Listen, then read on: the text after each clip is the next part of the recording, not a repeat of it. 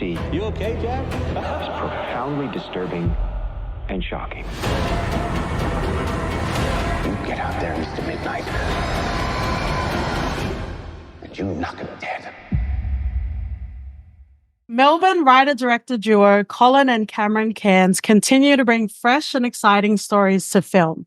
The nightmarish ode to the talk shows of the 70s is at its core a tale about the cult of personality and the price of fame, with plenty of supernatural thrills along the way. Late Night with the Devil will be in Australian cinemas April 11. Colin and Cameron, thank you so much and welcome to the For Your Reference podcast. Thank you, Katie. Thanks for having us, Katie. First off, I just want to say congratulations on a gorgeous, great, all-encompassing film.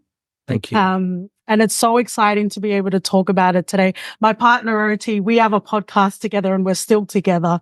I think that's like a level up from IKEA shopping together. Right. Well, we've done 3 films together and somehow, we still want to do more. Exactly.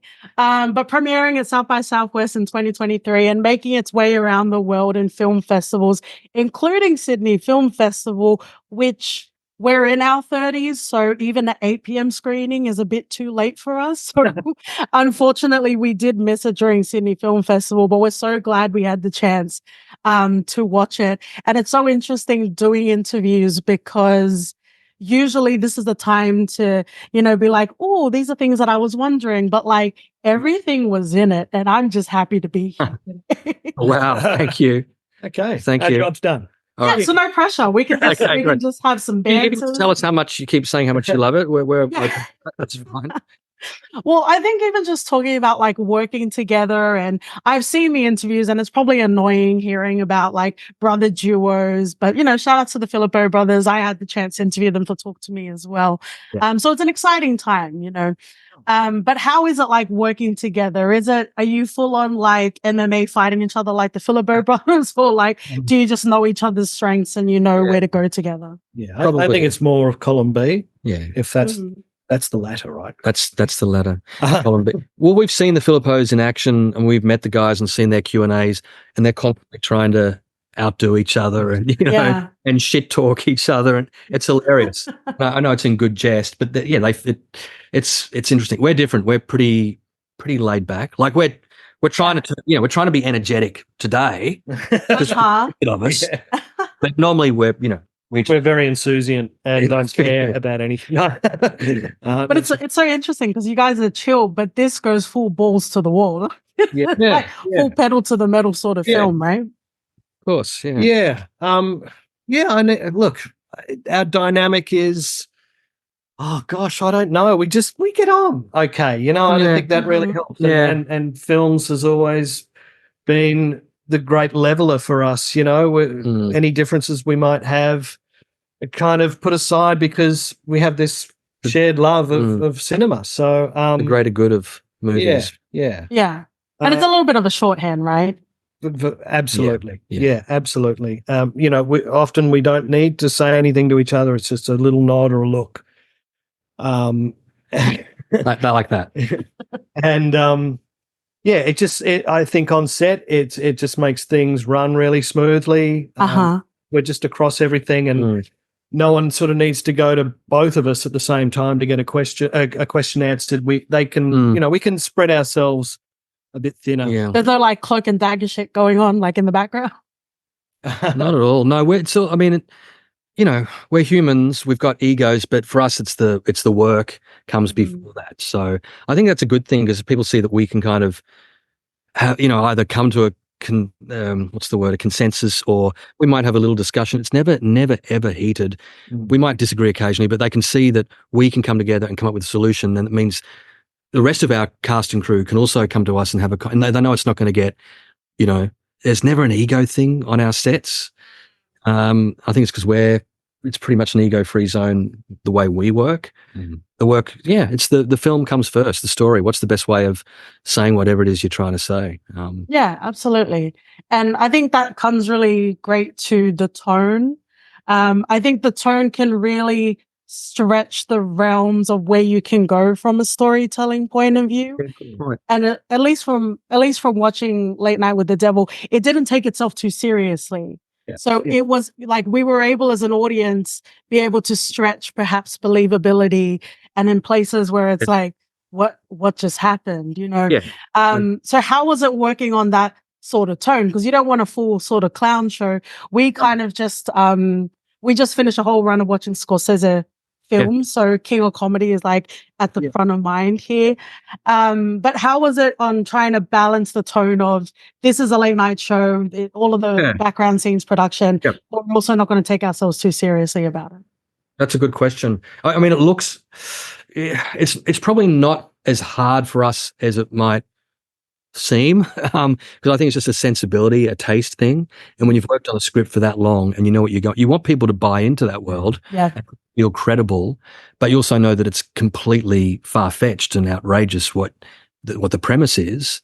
So it's just it's knowing when to go for a bit of levity, but then that buys you a bit more confidence, I think, to go into those weirder, strange, darker places as well. So your mention of King of Comedy is, you know, that's a perfect reference, because you go to the cast and you say, you know, these are the kinds of films that have inspired us and that, you know, in one way or another find their way into our film. So, you know, not that they needed a viewing list or anything, but you sort of, you know, you share that stuff. But we had one.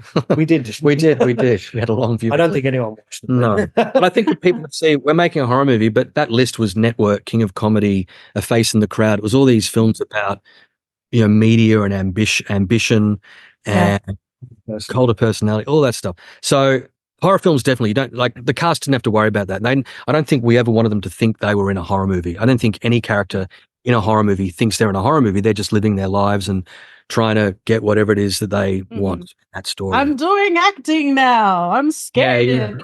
You know, so hence, you know, there's no real jump scares or anything like that in the film, because we wanted to feel, it needed to feel grounded in a certain reality. Reality is a talk show, which is not real anyway. It is already and a bit frothy and bubbly, and there's jazz music playing in the background. What's scary about that?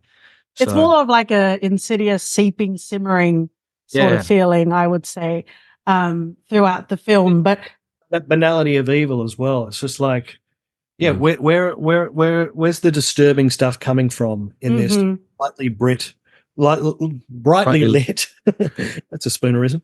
Brightly lit environment, you know. So they're the challenges, but also the things you really embrace. And I think, like, because even talking about the tone and like bringing the audience in, which I think it was immersive enough to be like, okay, this is where, yes, it's not in reality, but this is the world. I want to talk a little bit about skeptics versus the believers, because generally in a lot of things, you're not going to catch me getting scared. I'm pretty much a skeptic on a lot of things, but I buy into the matrix of films. Like, if you tell me this is the world, these are the rules, I'm very much in there. And I really love the way it was explored in Late Night with the Devil, because we have literal characters that embody a skeptic and a believer, and potentially maybe where the audience might be going as well. I want to hear a little bit about that, if that's okay. Sure. But you've said it so perfectly. You just nailed it. But you're right. I mean, if it was important to, I think it's great for the audiences who might be of different sort of, you have different belief systems, to feel like there's someone in the ensemble who kind of represents them to a degree, makes you into it a bit more. But it also makes sense, this is the beauty of it, that's what you would do on a show like that. That's how you get an audience engaged. You know, you want conflict. The conflict, So get the psychic, get the parapsychologist, get the girl, you know, get the So it brings conflict to it, but it does bring different points of view that I think are in a lot of horror movies play with that stuff anyway, you know.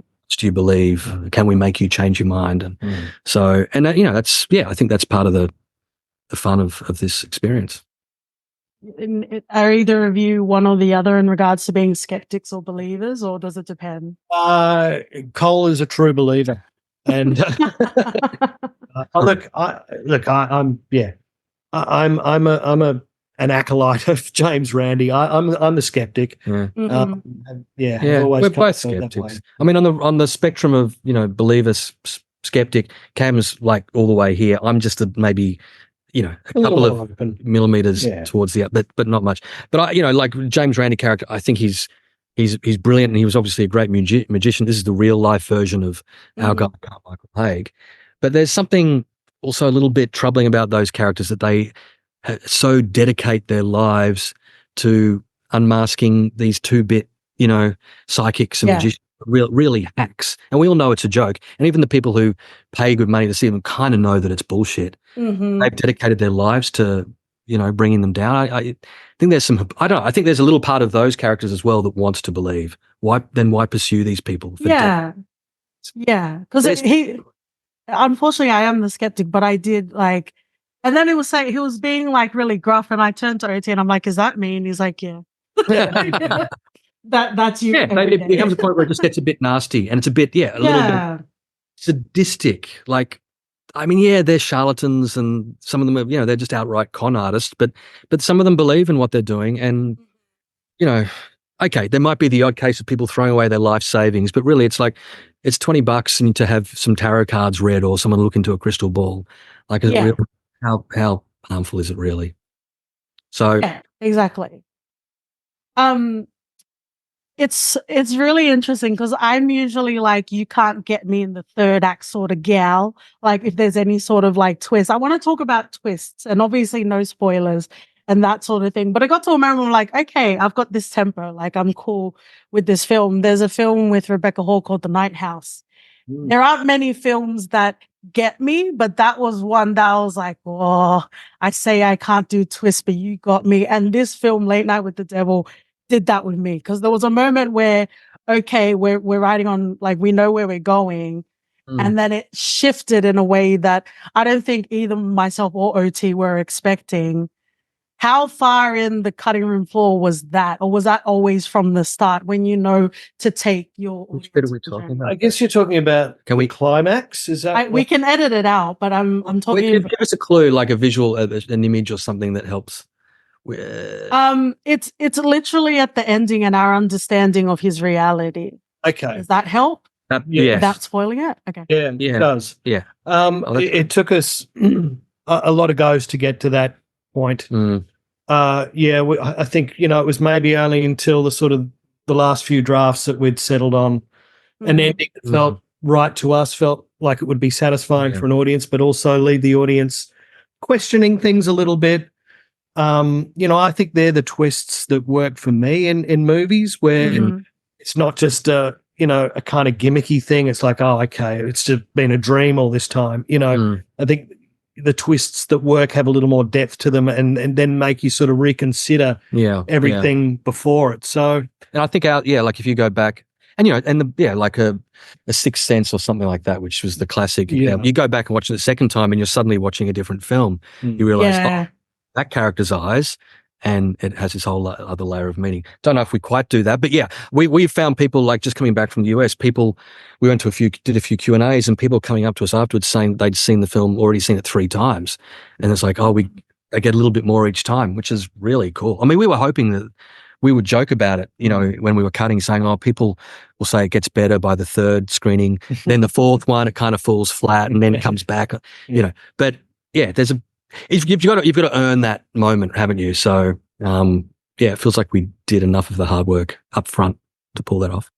Oh, absolutely, because we were having a good time throughout, and then at the end, respectfully, I'm like, you motherfuckers. I was like, you got me. I love this. This is top list. We should have taken a nap to go to the 8 p.m. screening at Sydney Film Festival. But I'm wrapping up now. Thank you so much for your time. I'd like to end with our final question. We finish off our reviews with a recommendation. So what would you pair with Late Night with the Devil as a double feature? Double feature. Can we do a Joe Dante film? Please? Yeah, let's do a Joe. The one you always talk about. Oh, The Howling. Yeah? Yeah. Yeah? Pair it up with The Howling, because there's a few scenes in The Howling that sort of live in that TV studio world, particularly, the final scene. Yeah. And I think also the period, it's maybe, it was 80, 81, I think, The Howling. So it's set a few years after that fateful episode of Night Owls. I think they're also fun. The Howling is fun. It's funny, and it's a romp, and I think that's a good pairing. Yeah, let's go with that. Well, based on this, respectfully, I will follow you guys anyway. Thank you so much for your time, guys. Yeah, great talking to you. All the best.